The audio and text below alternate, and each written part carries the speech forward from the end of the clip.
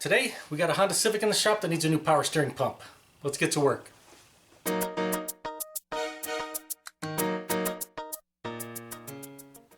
This is what we're working on today, a 2006 Honda Civic EX.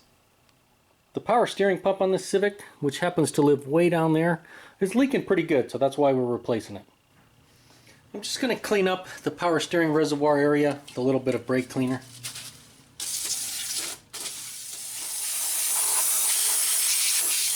Whenever I change out a pump, I like to service the power steering fluid, so we're going to go ahead and pump all this old fluid out, and then when we're all done with the job, we'll add brand new Honda power steering fluid back in. This is the setup I use when I do power steering fluid service. It allows me to connect to the hoses that are coming off our reservoir right here. So in order to do this job, we're going to have to disconnect this top hose right here. That way we can pump the fluid out, and we'll just use one of those hoses right there to adapt to it.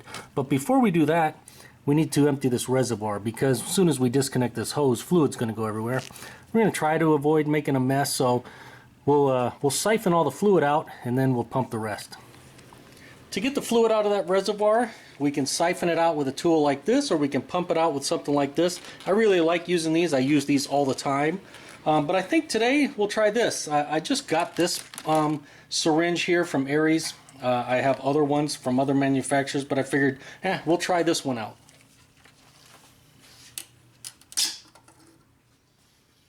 Alright, we'll just take our syringe, put it all the way down to the bottom. We should be able to suck most of this fluid out like that.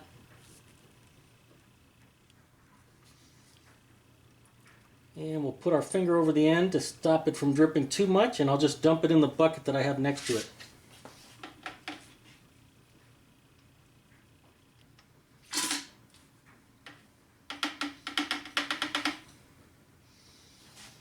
And we'll see how much more we can get.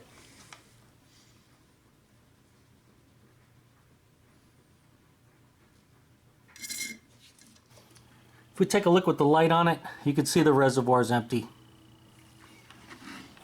That's how much fluid was in the reservoir. It was a little bit low due to the leak.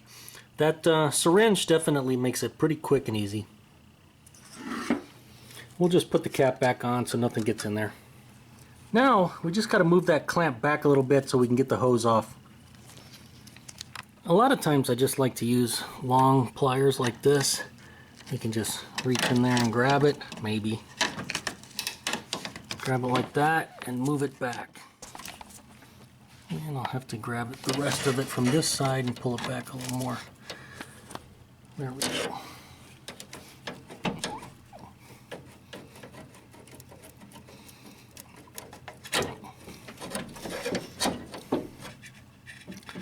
And there we go, the hose is disconnected. Just use these long hose pliers.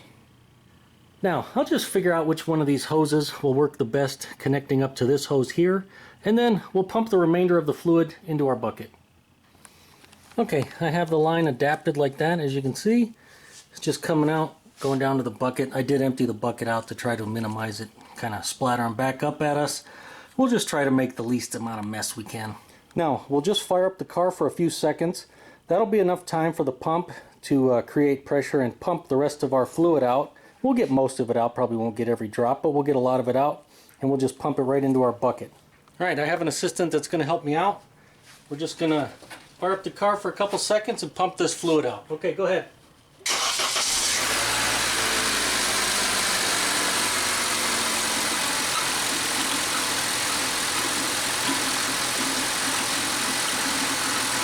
Okay. That's good enough. That'll get most of the fluid out of the system. And there's the rest of the fluid we pumped out of the system. Now we got to get our drive belt off. In order to help us out, this hood prop can kind of be in the way, so we're just going to move it down to that spot right there, and that'll give us a little more access to get that belt off. Now if your belt is old, now's a great time to replace it. This belt is fairly new, so we're going to reuse it. But it is kind of mated to these pulleys, so when we reinstall it, we don't want to flip it around inadvertently. So in order to prevent that from happening, I mark the belt, and I mark it with an arrow, and I always put the arrow towards the inside of the vehicle. You can mark yours however you want. This is how I do it, so that way when I put this belt back in, I make sure that the arrow faces to the inside of the vehicle, and we're good to go. This belt is going to be running in the same direction as before we took it off. In order to get that belt off, we're going to need some kind of 19mm tool. So I have a few variations here. This one is a Honda specific tool made by Schley Products, 10950. It's got a 14mm end on here and a 19 on here. The 19 is what we need on this Civic.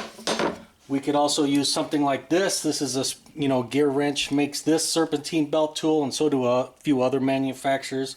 What's nice about this is it has a ratcheting portion right there, so we could turn it around if we need to, and we can adjust this. So definitely a nice tool to have. We could also use something like this in many circumstances, although I'm not sure if I would want to use it on this Civic. We can use a straight wrench like this, or if all you have are combination wrenches like this, sometimes you can get away with using this.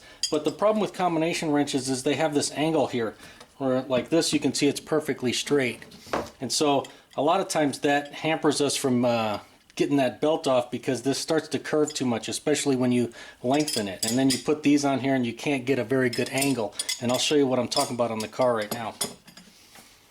Alright, there's the 19mm bolt that attaches to our belt tensioner that we have to get to. And as you can see, we don't have a lot of clearance right there. So like if we wanted to put a standard ratchet in there with a socket, we probably would not have enough room unless it's a very low clearance one. So that's why, in certain circumstances we're limited to by what we can use. And you see our angle right here, it's underneath this mount. And so we have a very specific place we can put our tool. And we have to remember, when it's under tension right now, so it's in a little bit different position than it's going to be when it doesn't have the belt on and there's no tension on it. So we're going to have to push it forward. We're going to put our wrench on there and push it forward like that, and we got to go really slow because it's a hydraulic tensioner. So nice and slow with steady pressure so we don't damage it. Once we get it to a certain position, we'll just pop the belt off, and then we'll slowly let it back down. And the problem we run into when we use straight wrenches is that tensioner is now going to be in a different position, and it can lock our wrench up on this thing right here, which can be a pain. And so we got to be aware of these things when we're taking belts off of these Hondas. So if we look at this tool, which is made specifically for Hondas, we try to put it in there and it's too tight. It won't go. I could maybe force it on there, but I take a chance of not being able to get this thing back off if I do that, so I don't want to do that. And if we look at our gear wrench tool, we slide it down there, and this one goes on pretty nice. So I think I'm going to use this setup right here.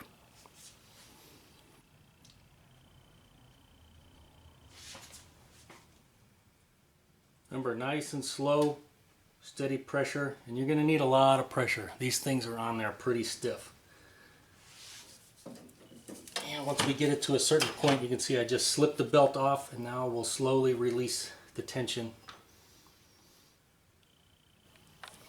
Now, power steering fluid and drive belts do not mix. It will mess them up. I'm going to work on this. It's caught on some of the pulleys, and I'm going to get this belt completely out of here so we don't get any power steering fluid on it. A little tool like this can help weave that belt through all the obstacles down there. And of course, I should mention, before you remove the belt, make a note of how it's routed so you can put it back on the same way. And while I'm thinking of it, these Civics have a couple different ways they can route the belts. When it was originally made or designed, the belts would come around the alternator and then go around that pulley there and then go down to the AC compressor down there. And then there were issues with it, and so they lengthened the belt and rerouted it. So now it comes across the alternator and straight down to the AC compressor. And obviously, if your vehicle does not have AC, it's going to be routed different. So just make sure you know which way your belt's supposed to go. Now, in order to do this job, we got to lift the front of the vehicle up. So we want to be safe. We want to make sure that our parking brake is on, which it is. And we want to chock the rear wheels, both of them. That way the vehicle won't roll when we start lifting it up in the front. And in order to avoid damaging our hood, I took the hood prop from our service position over here, put it back to the original location. That way the hood won't fall back when we start lifting the vehicle up. Alright, now I'm going to jack up the front of the vehicle and then put it on jack stands. As a reference, from the front of the vehicle right there, when we go underneath, Our designated lift point, which is where I'm going to put the jack, is right here. This flat area with this hole. Hopefully you can get a shot of it. Right here with this hole. Right there is where we're going to put the jack, and we're going to lift the front of the vehicle up. And then I'm going to put a jack stand over there, and I'm going to put one over there.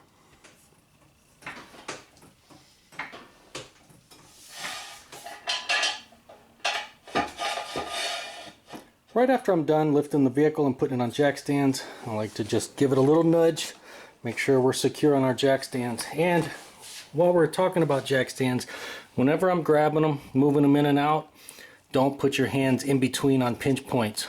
Grab the side. That way, if your hydraulic jack fails, if the car comes down, it's going to hit your jack, may damage the car, but we don't want to lose fingers or hands. I'd rather damage the car than our hands. Our power steering pump, it lives way down there. We don't really have a lot of good access to get to it from here. So we're going to have to go through the wheel well. In order to do that, we got to get this wheel off. The lug nuts on these Civics take a 19mm socket. I'm going to use an impact wrench to get them off. I don't have to worry about the wheel turning when I use an impact wrench. If you don't have an impact wrench, or if I didn't have an impact wrench, I would just have somebody get in the driver's seat and press the brakes.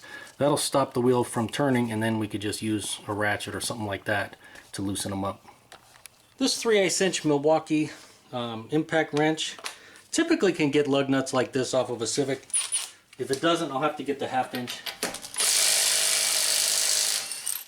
Yeah, we might have to get the 1/2 inch. I'm going to switch to the 1/2 inch. I think somebody put these on pretty tight.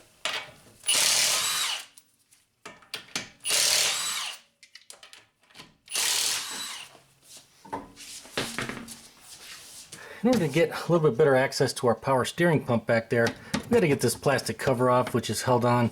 At least this portion right here is held on by these 2 clips. May have to pull some clips down here, but we just need to get this down up under here and out of the way so we can work. That one was easy.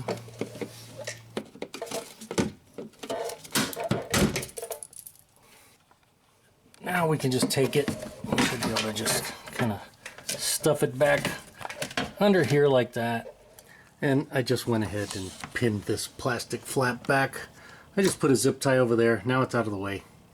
In addition to the power steering pump leaking, this little hose right here that we attach to pump out the fluid, it's leaking right at the clamp right there, right where it attaches to a metal pipe. So we'll be replacing this also. And yeah, when you feel it, this thing is hard as a brick. So it's no surprise that it's leaking right there. And looking down below, that hose right there, which is also part of the return line, the one that we were connected to up top, you can see we got a leak right there. It's not real big, but we'll go ahead and take care of that while we're taking care of the rest of them. There's quite a bit of fluid everywhere, so I'm going to take a rag and try to clean things up a little bit. Alright, got things cleaned up so it looks a little bit better.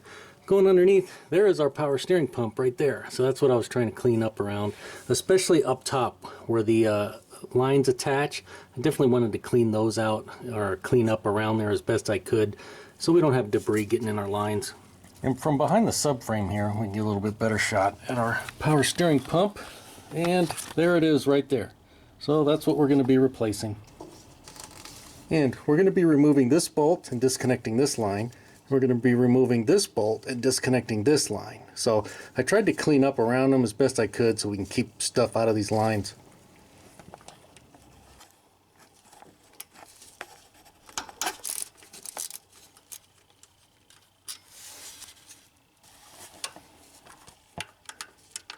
For this other one, I'm just going to use a little bit of an extension to get around that line. And I'm using a little bit longer ratchet, but just it's tight. Had to put the camera down to break this second one free. It was on there tight.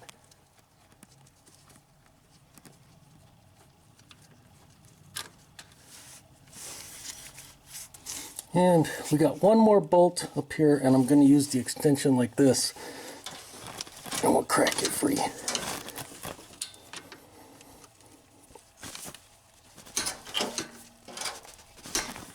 These things are definitely tight. And it looks like it's free.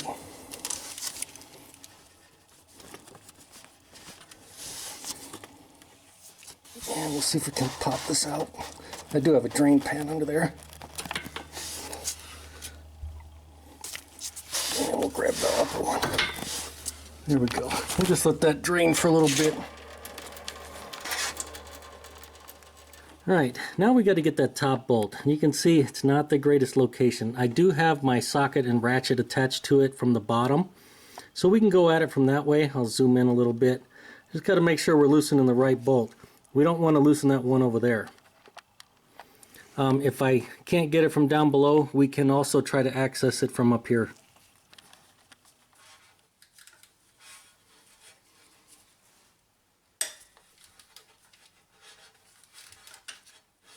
And if I show you from this angle, got a little bit better shot of it. There's the ratchet with the socket. It's a 12mm, by the way, and it's loose, so we can turn it now. We just got to make sure not to back our ratchet out into a corner where we can't get it out, because I was using a mid-length to get around the pulley. Now I'm going to have to use something else to try to get it out. And with the ratchet out of the way, you just barely see the top of the bolt. Not this one over here, but that one behind the pulley. Now we'll crack the bottom bolt free. That's it right there, and we should be able to use a 12mm socket on that too. That's the setup I'm going to use. A little bit longer ratchet with some extensions with the 12mm socket on the end. We'll just crack it free from out here.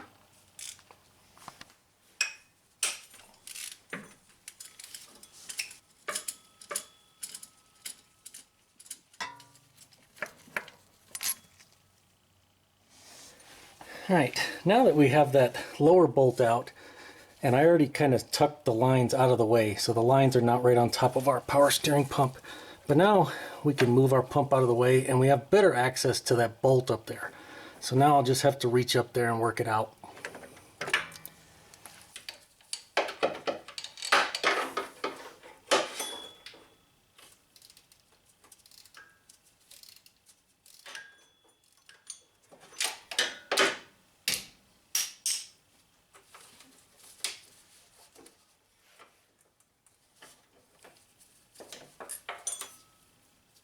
There it is. It's not fun to get, but you can do it.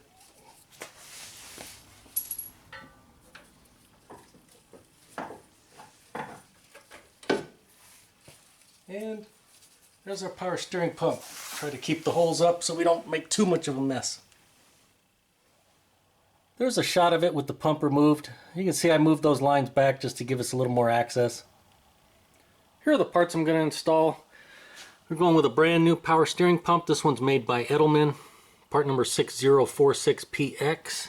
This is made in China. It does come with some O-rings, but I like to use Honda O-rings on our lines that we disconnected. So we have a red one, which is a little bit smaller, and then you have the black one, which is slightly bigger. Here are the part numbers for them. For the red one, 91345 RDA A01. There are the dimensions on it in case you're curious. And for the other one, the black one here, there's our part number 91370 SV4000, and there are the dimensions on that. And I'll also be replacing those hoses that are leaking. This one, this should be the one on the bottom. Honda calls it hose B, power steering return. And there's our part number for that. And this one is the one up near the reservoir. And Honda calls it the tube for the power steering oil tank. And there's our part number for that one. You can even read that. And I got some new clamps. If you're curious about the part numbers for the clamps, 90635 SM4 A02. With the pump out, I have a little bit more access, especially down at the bottom. So I'm going to go ahead and replace both of these hoses right now. Alright, to get this top one out, all I did was take this ground strap off, just move it out of the way so I could get an extension with a 10mm socket down there. And we just loosen the clamp. You can see it's loose now, so I should be able to just pull it up out of there.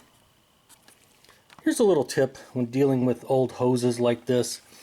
If we look where it connects down there, hopefully you can see it, there's a little barb at the end of the pipe. and that locks it in about right there. And so after you loosen up the clamp, you try to pull it off, and it won't come off. When these things get really stiff and brittle, it just kind of sucks right around that thing, and it won't move. If you had access, we could just slice it with a razor blade, but we really don't have access here unless we start moving more parts. And so in this case, what I did, I just took a heat gun, stuck it down there for a few seconds, heated this up to soften the rubber, and then I was able to work it off. So that's what I do when I deal with stuff like this. And to install these hoses, I just put the clamps in place ahead of time over at the bench, so you can see we have that clamp already in place right there, and it's ready to go on. This one down below I already slid on, and the clamp is already in place. That's exactly where I had the clamp before I slid it on over at the bench.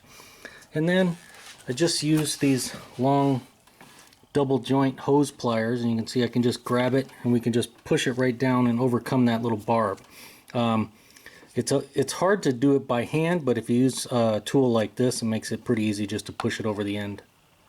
Here's the setup I'm using to get down to that clamp to take it off and put it back on. Just a 1/4 inch setup with a long extension, and the extension is a wobble, so you can see that the socket there wiggles a little bit. So that way it allows you to get down there and get around this right here. So we can just tighten it up like that. And the specs, if you see the head of the bolt, and then you see the flat part that we're going towards, it's got to be 2 to 4 millimeters right there. That's the spec. Now, good luck getting, devices down there to measure it, but we just got to get it snug and try to eyeball it and get it, between 2 to 4 millimeters. The hose up here is done. I'll give you a final shot of it. Clamp up there is in place. Our clamp down there is all tightened up to spec, and we got our ground strap back. And I was actually able to measure it, and we're sitting right at, well, you probably can't read that, but we're sitting right at 3 millimeters, so I'm going to say we're good. The hose down here has similar clamps to that one up top, and so we're going to have to reach around to get that one. But over here, that's we can access that pretty easily from down here. New hose is installed, tighten up the spec. These clamps are the same as that one up top, 2 to 4 millimeters. Okay, now I'm going to replace the O-rings on there. We could wait till later, but with the pump out, it's a little easier to get to them. The red one stayed in the pump. The red one goes on that plastic elbow to the left, and then the black one, you can see it's still on there. I'm going to have to pull it off. So I'll get that old one off, we'll get it cleaned up, and then we'll get the new ones installed. And speaking of that plastic elbow there, I like to take it off like we did and then replace the O-ring. I don't mess with that hose connection right there unless it's leaking. If it was leaking, then we'd have to replace it, but as long as it's okay, I leave it intact just like that. And if we look at our old power steering pump, you can see that the red one stayed in there. The front of the car would be this way. So this is where our plastic elbow goes. That's where this O-ring goes. The larger black O-ring is going to go on the hose that connects right here. To install those O-rings, I'll just reach up in here and do it. I'll just pull that old O-ring off. We'll clean everything up. I'll reinstall the new O-rings, and before you install them, you coat them with a little bit of new Honda power steering fluid, and then we slip them on, and then they'll be good to go. And then I'll probably cover them with something so that way we don't ding them up or get any debris in there when we're installing the new pump. To get those O-rings off, I'll usually use a nylon pick like this. That way we don't mar that surface. And to install these new O-rings, we got a little bit of Honda power steering fluid. We'll just put them in there, and then I'll go install them. And I'm using clean gloves so we're not contaminating them. And I only recommend using Honda power steering fluid, nothing else. The new O-rings are installed and ready to go. I put some old Harbor Freight gloves to use. Hopefully that'll keep any contaminants out. There's a look at our new pump, and of course anytime we're replacing parts we want to compare our new part with the old part, make sure they're the same. In this case they are, so we're good to go. Now sometimes new power steering pumps will not come with the pulley. This one came with the pulley, so we don't have to worry about taking the old one off and putting it on here. But if yours does not, you would have to take the old pulley off of the old power steering pump and then reinstall it here. Now to get this nut off, typically I would just use an impact, and now it'll zip it off, because this is going to turn, the pulley's going to turn. But the impact, it won't matter. Now you can use a tool like this if you don't have an impact wrench. This one is made for Hondas. You just hold it like that, and then we can use a socket and a ratchet to get it off. So that's how you would take it off. Putting it on would be the same way. And then the torque on these is 47 foot-pounds. And then the neck here, some models like this one will come with this, some will not. And like I said, I like to reuse the original one, especially if it's not leaking. If there are no issues, I leave it alone and intact. So we're going to pull this off, and I don't believe we can get this up in the car with this in the way anyway. It makes the whole unit a little too big and it's going to hit. So this is going to come off no matter what. But even if we were going to reuse it, I would still take it off and put a new O-ring in there. I don't trust the O-ring that's in there because I didn't do it, and I'm not going to do all this work and have it leak there because you know, somebody didn't do the O-ring right or didn't put one in there at all. There might not even be an O-ring in there. We'll check when we get it out. Speaking of O-rings, this is what came with the with this new power steering pump. Yours might come with a clamp too, but you can see that they're both black, and so this is the smaller one, so this would be the equivalent of the red one, and then this would obviously be the black one. And is there an O-ring? Yeah, it feels like it. Ah, they did have an O-ring, and what do you know, it was a red one. And while I put it up into place, I just put a piece of packing tape over the top there. It probably won't stay, it'll probably fall off, but hey, it makes me feel better. And as far as bolts go, these three are the same, and these two that we took out are the same, so you don't have to really worry about mixing them up. And to reinstall it, we're just going to slide it up into place just like we did. It's going to be fun fitting it in there. And then we'll move it up out of the way and then try to get this one at the top started.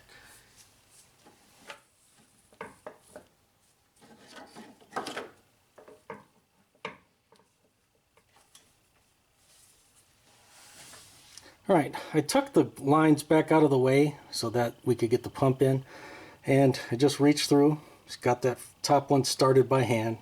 Now I'll just do like I did before. I'll move the pump over a little bit and then run it in almost all the way down, and then we'll get this bottom bolt in.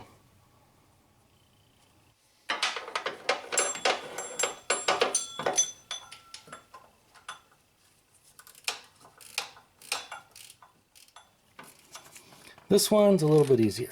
That top one can be a challenge. We always want to get these started by hand so we don't cross thread anything. Alright, I got this bolt all the way down. Now I'm just going to tighten both bolts. They're both 16 foot-pounds, so we don't need to go crazy on these. Just get them good and snug and we're good.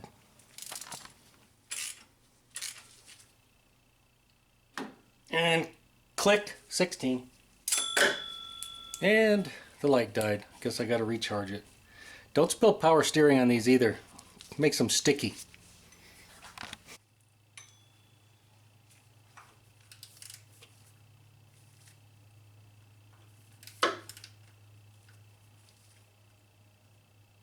Click. Alright, now I'm just going to reach in there, pull the tape off, pop the gloves off, and then pop those lines back into place. Really no room for me to film it. I got to put my hand in there. I won't even really be able to see what I'm doing. Got the lines reinstalled. I'll grab the bolts and we'll just get them snugged up. Alright, I got the bolts started. Of course, we always want to start them by hand. This is not a place we want to cross thread, and it's easier, as you can see, to use a socket for this top one.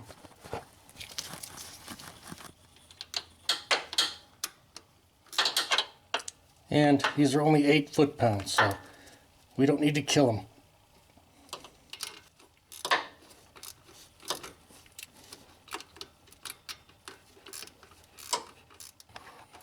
Okay, they're all snugged up.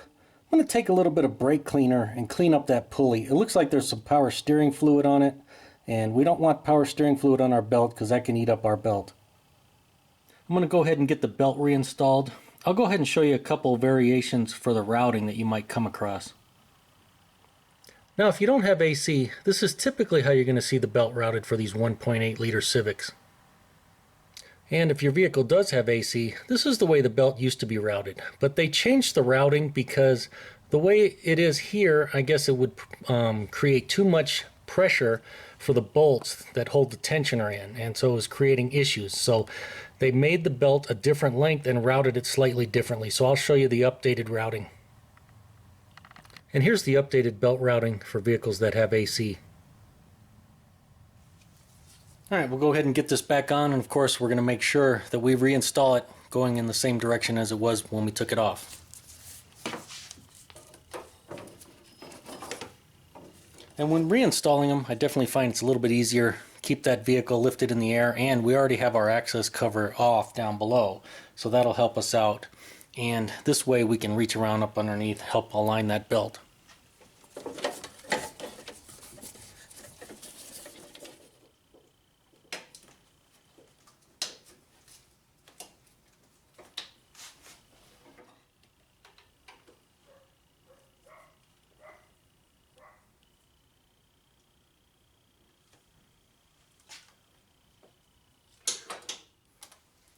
Putting these belts back on can definitely be a little bit of a balancing act.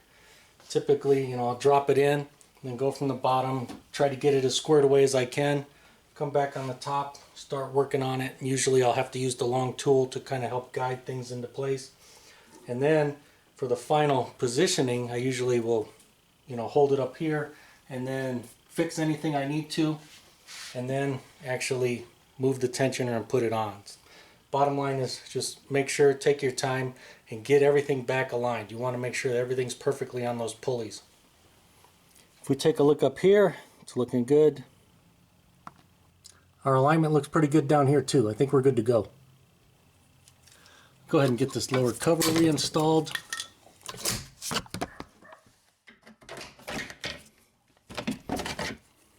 And I think that one's going to do it.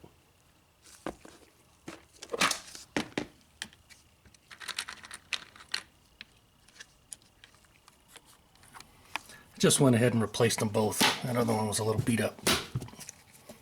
Now we're good to go.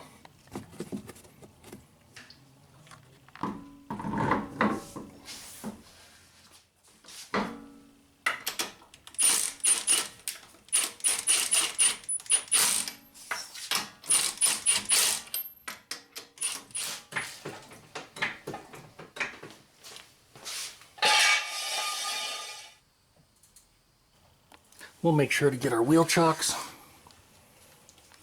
The lug nuts are 80 foot-pounds.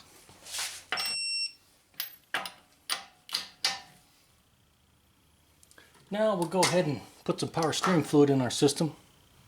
And I recommend only using genuine Honda power steering fluid on your Honda. I don't use anything else. Alright, I filled up the reservoir a little bit higher than the max line because our system's completely empty. I'm going to go in, turn the vehicle on for a second, then I'm going to turn it off. And that's going to suck this fluid right into our system. And then we'll come top it off again.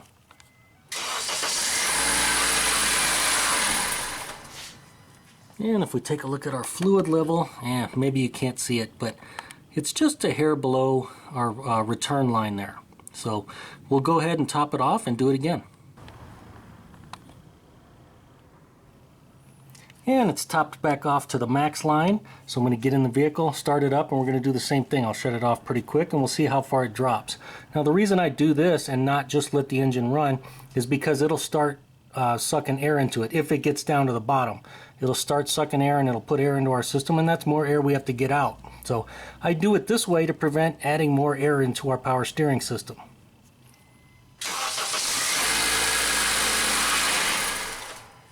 Now we'll check our level again, and it looks like we're right at the minimum line right there. So it dropped about that much. So I'm going to top it back off to the max line, and now I'm confident I can start the vehicle and let it run, and then we'll just watch the level for a second and make sure it doesn't drop drastically.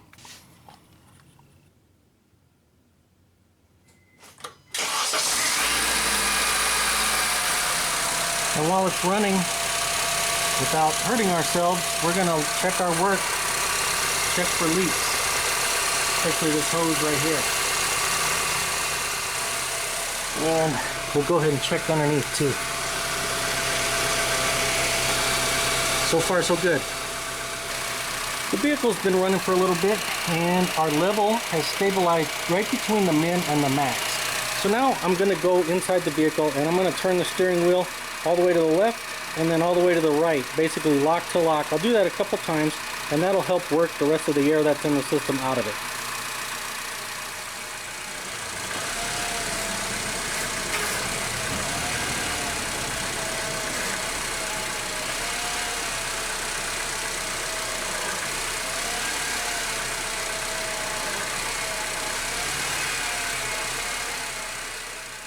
Hopefully you can see with the light on it. It looks like we're still right in between the min and the max. So I'm going to go ahead and top it off. And then I'll run the vehicle for a little bit longer and double check things. But I think we're going to be good to go on this.